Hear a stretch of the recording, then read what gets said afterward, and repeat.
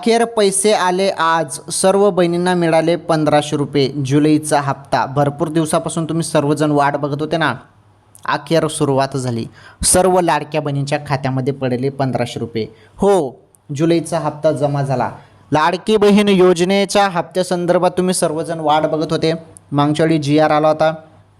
GR आला आणि जो काही निधी मंजूर झाला तो निधी फक्त जुलैचा मंजूर झाला आणि अखेर